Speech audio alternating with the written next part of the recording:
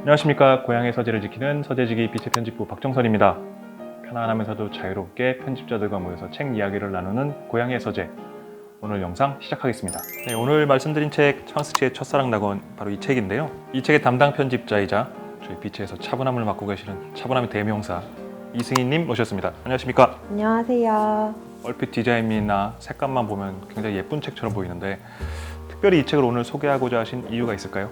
4월에 이 책의 저자인 리니안 작가의 사주기가 있어서 이 책을 하고 싶다고 말씀드렸는데 오늘이 작가의 기일. 오늘인가요? 네, 4월 27일. 네. 네, 지금 우리가 녹화를 찍고 있는 이 오늘이 작가의 마침 기일이어서 이것 또한 어떤 인연이 아닐까 그런 생각을 해봤습니다. 그럼 한 발 한 발 작품 속 들어가 보겠습니다.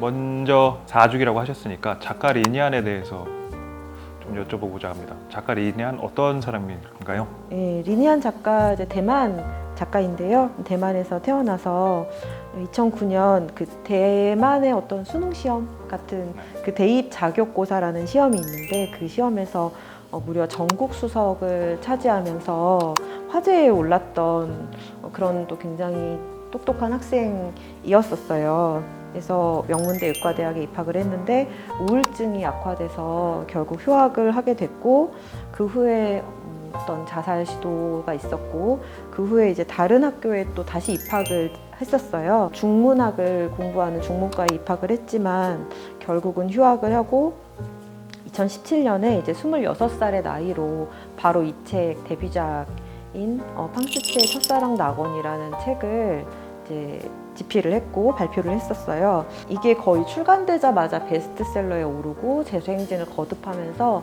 화제를 모았는데 이 책이 한창 그 성공 가도를 달리고 있다고 해도 좋았을 출간 후 2개월 정도가 되었을 때 이제 스스로 목숨을 끊었고 이제 그게 바로 4월 27일이었죠. 그 후에 이제 작가의 부모가 이 소설의 내용인 10대의 소녀가 10대 소녀 팡스치가 13살부터 그 유명한 문학 강사에게 상습적으로 성폭행을 당했다는 이 이야기가 작가의 실제 이야기에 바탕했다고 발표를 하였는데요.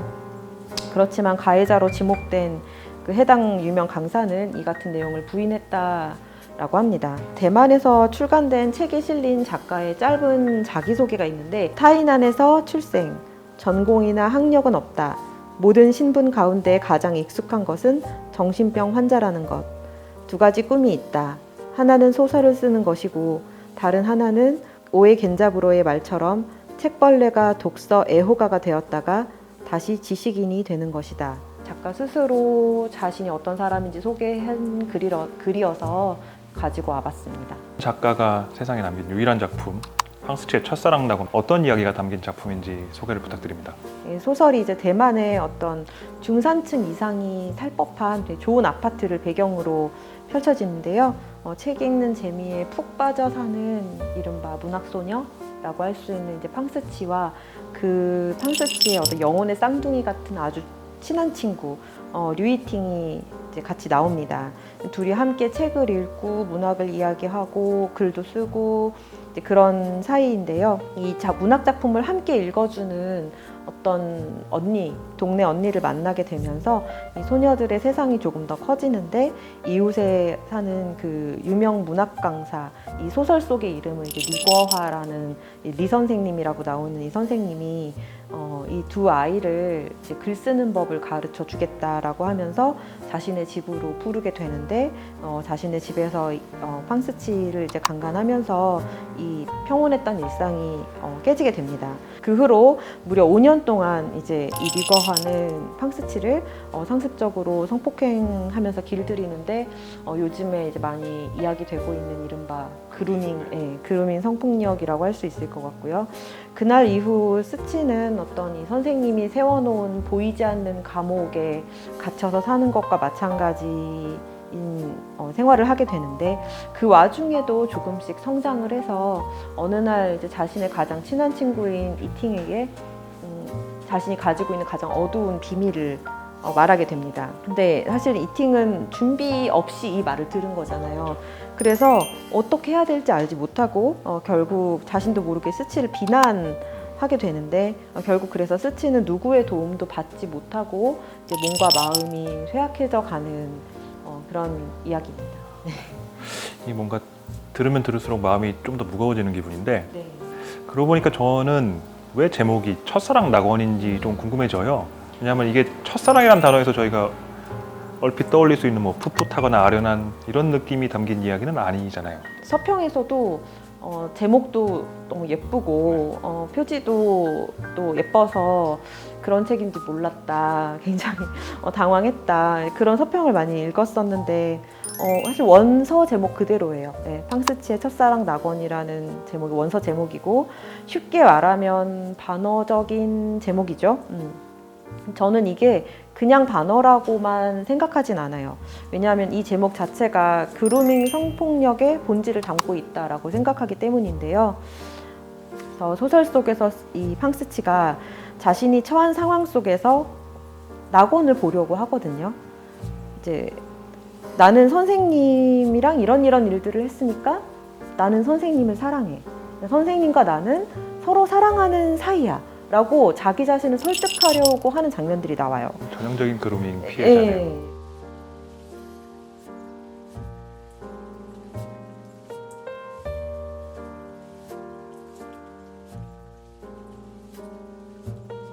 그래서 이 소설을 읽는 일이 굉장히 고통스러운 독서다라고 할 수 있을 것 같아요. 뭔가 그 고통스러운 독서라는 말씀이 인상적이긴 한데 뭐 저도 같은 일을 하는 사람이라서 그렇죠. 느끼는 것이겠습니다만 뭔가 이렇게 무거운 이야기가 담긴 책을 편집하다 보면 네, 되게 이렇게 은근히 멘탈에도 영향을 주고요. 네, 맞아요. 그건 근데 읽는 분도 마찬가지일 테긴 하지만 근데 우리는 막 7번씩 읽으니까. 그렇죠.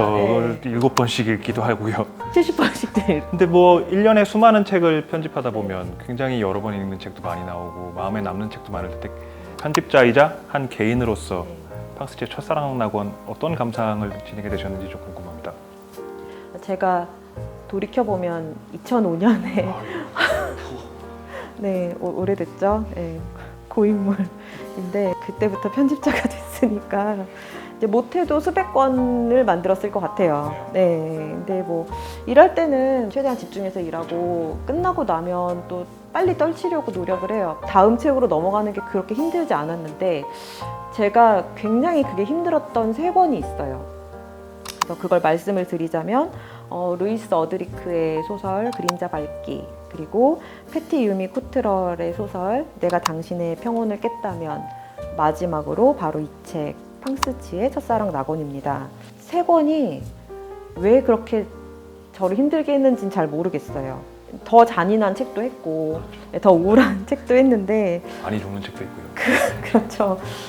이 3권의 책을 하면서 잠도 잘 못 자고 악몽도 굉장히 많이 꾸고 좀 오랫동안 빠져나오기가 힘들었던 그런 경험이 있었는데 사실 이게 뭐 텍스트가 안 좋아서 힘들거나 이런 게 아니잖아요. 그렇죠. 네, 단지 마음에 오래 남았기 때문인 건데 돌이켜 보면은 이거를 만들면서 편집하는 동안 약간 가벼운 우울증을 앓지 않았나라는 자기 분석이 되더라고요. 근데 신기한 건 저만 그런 줄 알았는데 나중에 얘기해봤더니 디자이너도 굉장히 많이 울었다라고 얘기했고, 심지어는 이제 저희 외주 일을 해주시는 다른 외주 편집자나 외주 디자이너 분들도 굉장히 울면서 일을 했다라고 말씀해 주셨고, 마케터도 많이 울었다라고 이야기하더라고요. 그렇게 책을 내고 정신을 차리고 보니까 작가의 첫 기일이었어요. 근데 이렇게 뭐 빠져들어서 만든 책이 좋은 책이냐? 저는 사실 그렇진 않다고 생각해요. 약간의 거리감을 두는 게 중요하기도 네, 하죠. 맞아요. 네.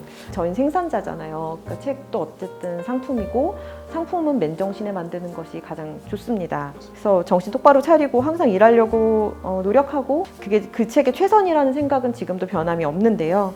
그래서 오히려 제가 이 책에 너무 빠져든 나머지 사실은 뭐 광고를 만들거나 이 책을 알리는 작업을 할 때 되게 조심스러워했던 기억이 나요. 뭐 이런 단어가 적절할지는 모르겠는데 파장, 영향, 그러니까 어떤 책이 세상에 던져지고 나서 일어나는 반향들 같은 게 있잖아요. 이 책은 대만에서 뭐 베스트에도 올랐다고 하셨으니까 그리고 작가도 비극적인 결말을 맞이했고요. 뭔가 대만 사회라든가 아니면 문단 너머로 세계적 영향, 사회적 파장 이런 게 어땠을지 궁금해지기도 합니다. 타이완과 중국, 홍콩에서 이제 일어난 어떤 변화의 씨앗이 되었다는 이야기를 많이 들었어요. 그래서 이 자리에서 이제 BBC 중국어판에 나온 특집 기사를 조금 인용해 보려고 합니다. 제목은 팡스치들은 세상을 바꾸었나 라는 제목이고요. 리니안이 사망한 후 그녀의 유작에 관심이 쏟아지며 서점에서 풍기 현상이 일어났고 2018년에는 중국에서도 출간되었다. 물론 중국판이 정식 출간되기 전에도 여러 경로를 통해 많은 사람들이 이 책을 읽었다. 리니안이 자살한 후 그녀의 가족이 발표한 입장 발표문에 이런 대목이 있다.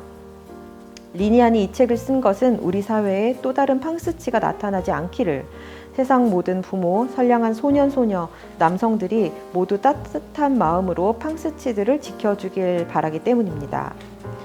2017년 서구권에서 미투 열풍이 거세게 불었다.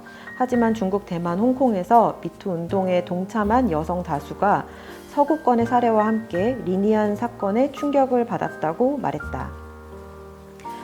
서구권에서 미투 운동이 시작되기 전인 2017년 6월 중국 온라인에서 리니안 사건의 충격 여파가 계속되고 있을 때 아랴오샤라는 필명으로 쓴 공개 편지가 온라인에서 퍼지기 시작했다.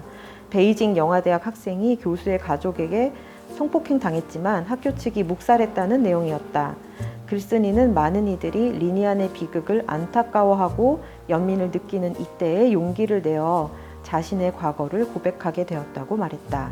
홍콩의 유명한 허들 선수인 리리 야오도 작년 11월 자신의 페이스북을 통해 13살 때 코치로부터 성폭행을 당했다고 고백하며 리니안 사건을 계기로 용기를 냈다고 말했다. 리니안과 팡스치가 성폭행 사건의 대명사가 된 듯했다. 중국의 미투 운동은 대부분 대학을 중심으로 퍼졌고 언론은 그 사건들을 보도하며 무슨 대학교 리니안 사건이라고 표현했다. 기사가 상당히 긴데 조금밖에 이제 읽지 못했는데 시간 관계상 빛의 카페에서 이 전문 번역해둔 게 있어요. 그래서 저희가 이제 링크를 걸어둘 것이라서 전문을 궁금하시는 분들은 빛의 카페에서 읽어보실 수 있습니다. 읽어주신 기사뿐만 아니라 그 리니안 작가 생전에 촬영한 인터뷰 영상도 직접 허가를 얻으셔서 볼 수 있게 되었다고 들었는데 저희 고양이의 서재에 그 영상을 꼭 넣고 싶어서 이제 그 영상을 가지고 있는 회사에다가 이제 문의를 해가지고 승인을 얻었어요. 그래서 영상을 하나 보여드리려고 하는데요. 작가가 사망하기 불과 며칠 전에 녹화된 영상이에요. 전체 영상을 볼 수 있는 링크도 올려두겠습니다. 한글 자막으로 설정하시면 한글로 보실 수 있습니다.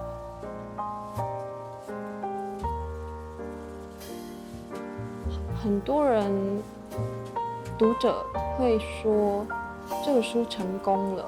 老实说，我不是很喜欢听到类似这样子的话，因为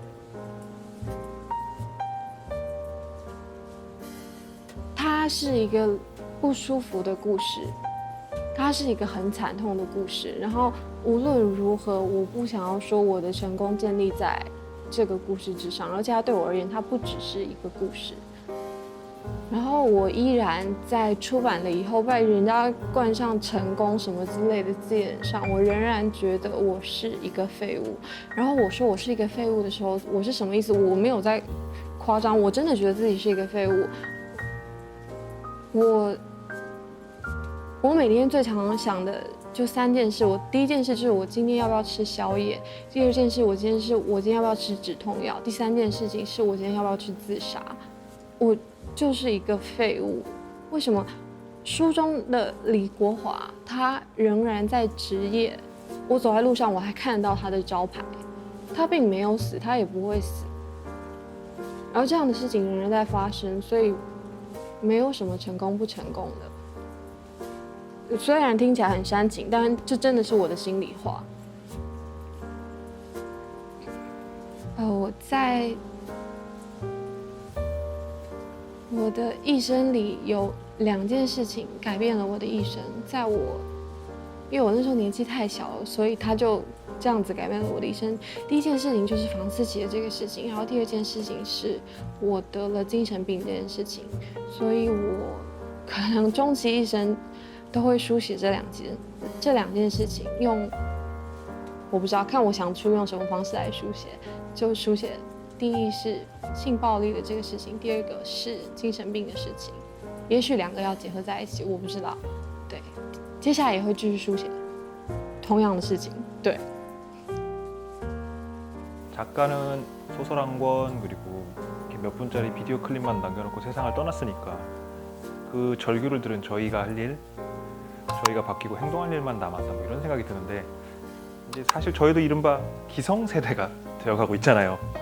어른으로서 저희는 앞으로 어떻게 무엇을 해야 할까요? 사실은 또 답답함을 느껴요. 팡스치가 왜 그렇게 자신을 파괴하는지, 왜 어른들에게 도움을 청하고 이 사실을 주변에 알리고 하지 않는지를 그런 생각을 많이 했었어요. 답답하다. 한 발만 내디뎠어도 좋았을 텐데 라고 생각하죠. 예. 근데 또한 우리는 또 알고 있어요. 이런 일은 사회라는 공범이 없이는 일어날 수 없다라는 걸 알고 있죠. 그래서 이 팡스치가 사는 사회, 우리가 사는 사회야말로 이 가해자들의 가장 든든한 공범이고, 스치에게 직접적인 가해를 가한 그 가해자는 리거아이지만 그 가해가 지속되도록 만든 것은 바로 우리가 사는 사회라는 생각을 하게 됩니다. 그렇다고 나는 가해자가 아니니까 나는 괜찮아라고 생각하진 않아요. 왜냐하면 한 사람의 어른으로서, 기성세대로서 이제 우리는 우리가 만든 세상에 대해서 책임을 느끼고 그 약자들의 편에 서주는 것이 맞기 때문이죠. 그래서 이 소설이 훌륭한 문학 작품이자 어떤 그루밍 성폭력의 A to G를 담은 생생한 다큐멘터리이고 신랄한 사회 고발인 이유가 바로 여기에 있다라고 저는 지금은 생각하고 있습니다. 어떤 분은 팡스치의 첫사랑 낙원이라는 작품이 너무 고발문학 혹은 그 메시지성에 몰입되어 버린 게 아니냐라고 생각하실 수도 있을 것 같아요. 저 같은 경우에는 이 원고를 처음 만났을 때 작가의 이야기를 다 알고 봤기 때문에 사실 작품과 작가를 동떨어뜨려 놓고 볼 수는 없죠. 예, 쉽지 않은데 아까 말씀드린 것처럼 사실 우리는 텍스트를 엄청 많이 읽잖아요. 정말 읽고 또 읽다 보면 이 책이 얼마나 천재적으로 쓰여졌는지를 알 수 있을 것 같다라고 생각되는 부분들이 있어요. 가령 어떤 거? 읽어보시면 아실 텐데 굉장히 아름답게 쓰여졌어요. 그러니까 너무 아름답고 섬세해서 읽는 사람이 이렇게까지 아름답게 표현해야 되나? 라는 생각이 들 정도로 굉장히 아름답게 쓰여졌고, 저는 이 작가가 이제 세상을 떠났지만 세상을 떠나지 않았다면 더 훌륭한 작가가 됐을 거라고 생각을 했었어요. 팡스치의 첫사랑 낙원 말고도 이런 성폭력 이슈가 수면 위로 드러나게 하는데 일조한 그런 문학 작품들, 저희가 읽고 기억해야 할 만한 작품들 또 있을 것 같습니다. 이 기회를 빌려서 소개해 주셔도 좋을 것 같습니다. 네, 이 같은 주제를 담은 책들이 많이 나와 있는데 그 중에 제가 2권을 꼭 소개하고 싶어서 가지고 왔어요. 이번에 비체에서 출간된 신간을 제가 가지고 왔는데 이선영 작가의 지문이라는 책입니다. 이 책은 추리소설이거든요. 그래서 가정과 사회에서 일어나는 여러 가지 폭력들을 그 추리소설이라는 옷을 입혀서 이제 바라보고 다루는 소설이에요. 저는 이게 이제 복수가 나오는 추리소설이어서 참 좋았고, 어떤 복수가 나오는지는 이 책을 읽으면 아실 수 있습니다. 직접 확인하셔야 됩니다. 네, 굉장히 잘 쓰인 속도감 넘치는 책이니까 한번 읽어보시면 좋을 것 같고요. 다른 한 권은 빛의 책은 아니에요. 괜찮을까요? 해도 된다고 하셔서. 근데 저도 읽고 굉장히 깊은 인상을 받았던 그 바네사 스프링고라라는 작가의 동의라는 책입니다. 여기에서 이 동의는 이 일은 우리가 동의한 일이야, 네가 합의한 일이야 라고 할 때의 그 동의인데요. 저자 자신의 경험을 담은 책이고, 이 10대인 이 인물이 이제 그루밍 성폭력을 당하고, 근데 결국은 이 인물은 생존해서 결국은 이제 어른이 되어서 이런 고발하는 책을 썼고 굉장한 베스트셀러가 됐고 한국에서도 출간이 됐고 사회적으로도 큰 파장을 일으켰잖아요. 프랑스 문단의 미투를 촉발한 그런 책 아니었던가요? 뭐 거의 정점을 찍었다라고 할 수 있을 것 같고 만약에 리디안 작가가 죽지 않고 어른이 돼서 그렇게 문학적 재능도 있고 똑똑했고 이런 사람이 어른이 돼서 만약에 책을 썼다면 이 책일 거란 생각이 들었어요. 프랑스제 첫사랑 낙원 한 줄 평 어떻게 내리고 싶으십니까? 작가가 했던 말이 있어요. 그래서 뭐냐면 고통스러운 경험은 말하기가 힘들다. 이 세상에 문학이 있어서 다행이다. 네, 이런 말을 했거든요. 저도 이 작가의 말을 한 줄 평으로 삼고 싶습니다.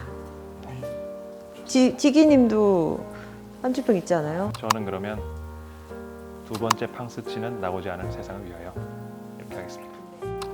오늘 고향의 서재 준비한 얘기는 여기까지입니다. 댓글로 오늘 대화에 대한 또 오늘 대화 나눈 책에 대한 다양한 의견 올려주시길 기다리겠습니다. 책 또는 독서에 관련된 이야기 자유롭게 올려주시면 저희 다음 고향의 서재에서 다뤄보겠습니다. 오늘 함께 해주신 이승희님 감사드립니다. 네, 저도 여기서 함께 인사드리겠습니다. 감사합니다.